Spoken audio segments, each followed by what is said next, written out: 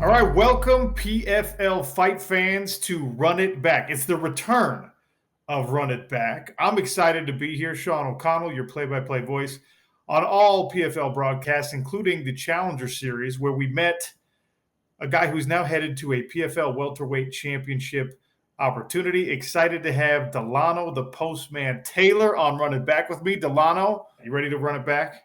Yes, sir. So you're pretty cerebral even in the moments of a fight. Like you're a full thinking man when you're inside of the cage. Yeah, I like to at least I like to be present in the fight. I remember there were times when I first started fighting where I couldn't remember anything. I couldn't remember what I did. I couldn't remember anything. I would just black out. I'll go out there, fight, black out, and then fight's over. And I'm like, oh, I'm winning. Okay, cool.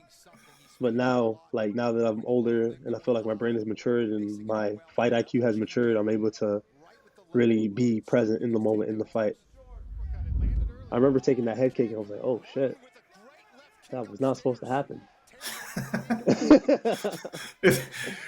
So, and look, you train at a really good camp, right? I imagine in sparring rounds, things happen to you that are not supposed to happen. Do you feel prepared and still like in the moment, even when you eat a shot that you didn't think, like, here's a pretty good onslaught from him, that left hand at least Yeah, partially landed.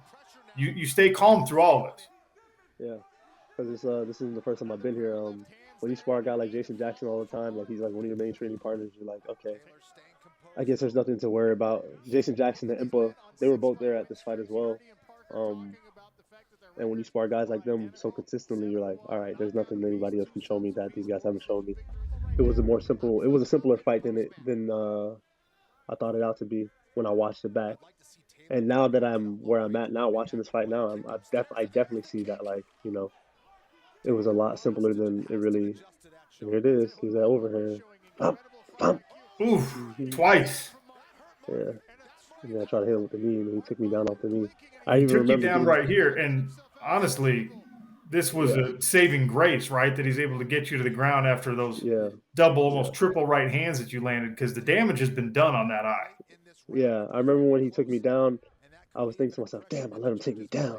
And then when he got up, I was like, oh shit, I did so much damage. It didn't matter. He took me down. But it was just like me thinking to myself, like, oh my God, he took me down. Poof, there's the replay of the Oh, right hand, and then you loop another one over, and you can see him immediately pawing at that left eye in and the then I threw moment, shots right? consecutively, and then I threw the knee to his chest. I Yeah. was trying to aim for his face, and then he took me down off that. He takes you down off that, right? The eye is And damaged then, here. You get the right then he goes to hand, his then the chest. knee. Yeah. And look, nice single leg, but this, we had like, I had, from where I was sitting, my vantage, I had kind of a Hmm. weird angle. And until now, until this, I did not see how bad that eye was. And his eyeball's hanging out his head, Delano. Yeah, it's crazy. His eyeball is hanging out his head. I Yeah, it's mean, crazy. that's as bad of an injury, as unfortunate of an injury as we've ever seen. Thankfully, his eye is fine, but you punched a man's eyeball out of its socket. You didn't break an eye socket. You punched the eyeball all the way out of the eye socket. That's something else altogether. The worst part about this wasn't even me like, hurting him and knocking his eye out of the socket. Was going back to teach kid classes and they're like, Coach, are you gonna punch my eye out of the socket? And I'm like, damn, you saw that? You weren't supposed to watch that. You're six. You got little kids that probably love and respect you, but now are like, wait, do I need to be Now, scared of losing now an there's some eye to this fear. man? Yeah, now there's the fear. Yeah. Tell me about the straw hat.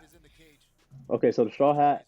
I don't know if you ever watched an anime called One Piece, but the Straw Hat comes from One Piece, and if you know about Luffy, like his character is of a pirate. He's a pirate. So One Piece is about pirates, and Luffy is trying to become the pirate king.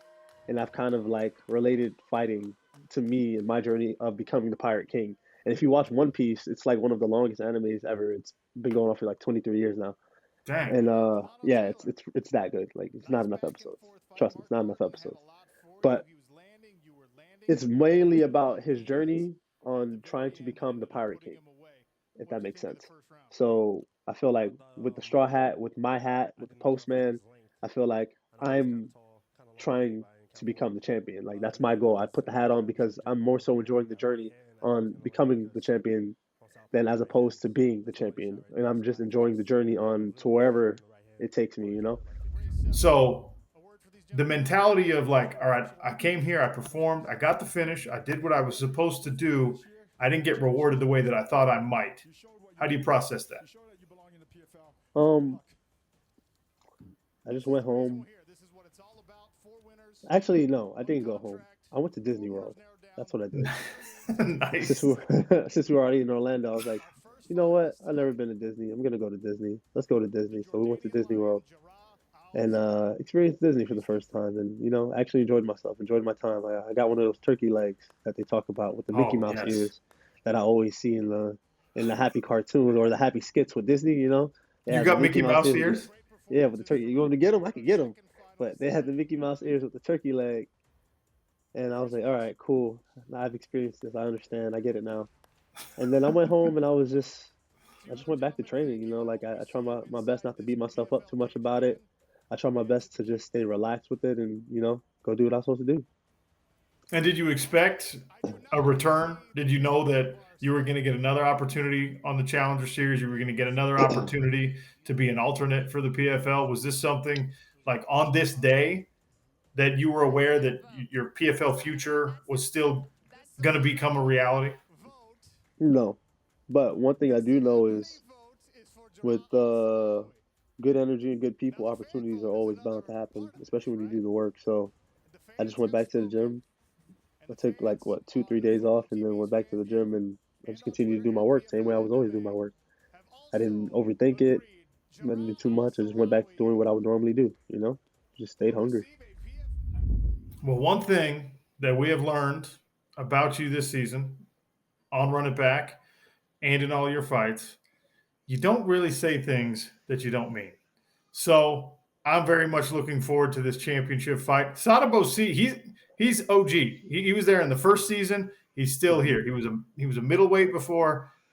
This is his first trip to a championship. It's a big opportunity for both of you. Very, very different journeys through the PFL Hmm. ranks, right? But storylines, man. I love it.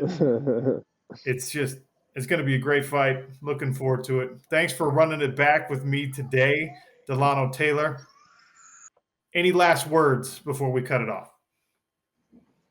um, you know, Delivery. The postman's coming. November 25th, ESPN pay per view, Madison Square Garden championship, $1 million in 6 different weight classes. It's the biggest night in mixed martial arts. I'm Sean O'Connell. That's Delano Taylor. This is Run It Back.